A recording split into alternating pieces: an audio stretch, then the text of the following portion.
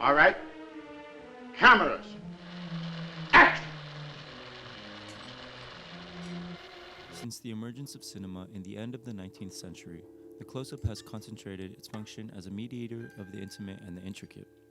It is a technological instrument for visualizing the invisible, the underlying tensions at a family dinner, or the unattainable ideal of being which defines the phenomenon of the human condition. Furthermore, because of its embedded quality to access the hidden realities of our psyches, the close-up has been irretrievably linked to the field of psychoanalysis. Both twin sciences and technologies of fantasy, dream, virtual reality, and screen memory. In the writings of Brighter, psychoanalysis is contextualized as a practice able to free the modern individual from the parasitic grip that history has on one. It is able to simply bring awareness to the present, the time and place for remodeling reality, for realizing who is one as an individual. What constitutes the individual? The internal fight between light and dark, the shadow and the persona, where amidst all the true expression of oneself is hidden. This question stands at the center of Ingmar Bergman's 1966 film Persona. It is a story of two women who at first seem to contrast each other, later on appear to merge. Alma, on one hand, who is a nurse used to taking care of others, represents the unconscious part of an individual in the film, and Elizabeth, on the other, an actress that feeds off the admiration of the crowd that has become aware of the theatrical nature of life and thus represents the crisis of being.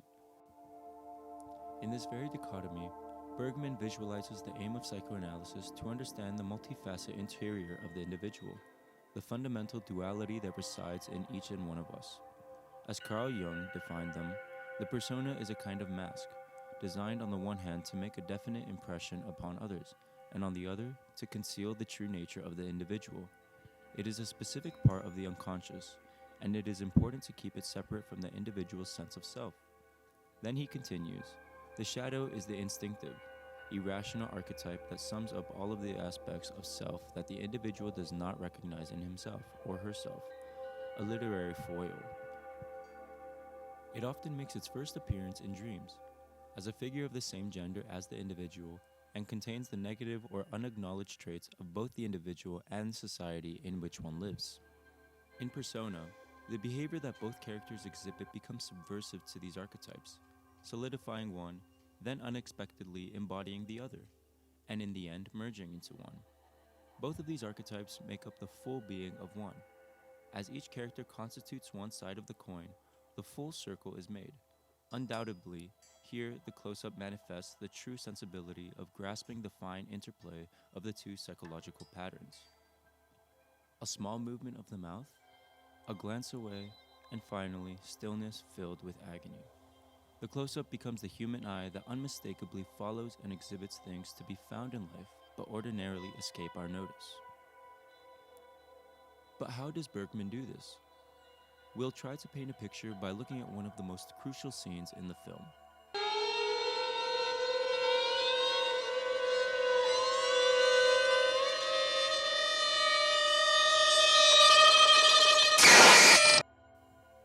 While the first half of Persona might follow a rather conventional narrative structure, which seems quite graspable for the audience, the second half is rather puzzling. This seems to be the part where the two people unravel, but also where the filmic reality seems to shift. During a scene where Alma is confronting Elizabeth about her child, in which she tells that he is more of a burden to his mother than a blessing, we as the audience experience this shift greatly. We see the two women, but we however only see one face, Elizabeth's. The light from the right casts her left face in the dark shadow, creating a contrast that almost seems to create two faces. Alma's back is turned to the camera while she is telling the other woman about the child she so desperately wanted to take on another role, that of a mother. However, when he is born, she shows complete indifference towards her child. Elizabeth's reactions show her pain as well as her shame for inability to be a good mother. We, as the audience, are fully immersed in her face that is coming closer with every shot. Liv Ullmann, playing Elizabeth, mentions this about Bergman. When the camera is as close as Ingmar sometimes gets, it doesn't only show a face, but also what kind of life this face has seen. Close-ups used in Persona, and especially here, seem to almost always show the hands or faces of the characters, both highly expressive features of the human figure. we are naturally and instantly able to pick up microscopic changes that occur, and by lingering on the faces as close as they are, we cannot miss anything that is expressed. Bergman brings us as close to her as he possibly could, and by doing this, next to showing the very intimate emotional state of the characters, achieves a sort of strangeness, a point of view that we are not accustomed to. The fragmentation of the woman forces us to focus not only on her face, but also on her mask and what lays behind it. We are all familiar with how human nature seems to be taking on many roles during a lifetime. In the case of the character, mother, wife, actress, and mental patient. Alma also mentions this to Elizabeth during her monologue. Bergman, by using extreme close-ups, makes us realize that the face we see is not one unity. The lighting seems to be a constant reminder of this duality that is ever present in humanity. A duality that is becoming more present as the shadow on her face gets darker with every shot. Bergman then reverts perspective in quite a literal way. The scene we just saw gets repeated, but this time we see it from the eyes of Elizabeth's instead of Alma's. It is her face now that is the center of our vision.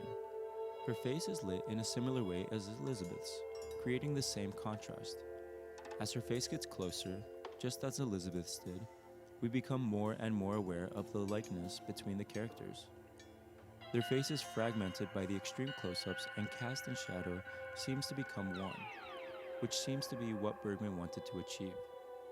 His next shots quite literally merges their faces by superimposing them over each other. Just like the light and shadow side forming a contrast on the women's faces, the contrast is now the two women, one on the one side and one on the other. By showing the sequence twice, Bergman seems to be breaking through his own established time and space.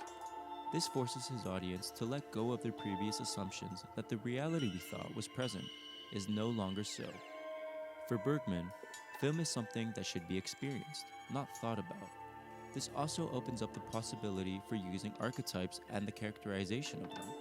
Elizabeth and Alma cease to be personal beings and become more like a vehicle for this idea of experiencing the shadow and persona through film. How Bergman uses faces throughout his films, but especially in Persona, is a way for him to show what is hidden, the pushed away thought and the suppressed feelings. By bringing us sometimes almost uncomfortably close, we are forced to witness these underlying layers that exist in all of us. He confronts us with a view into our own psyche by using concepts that are made clear through his characters.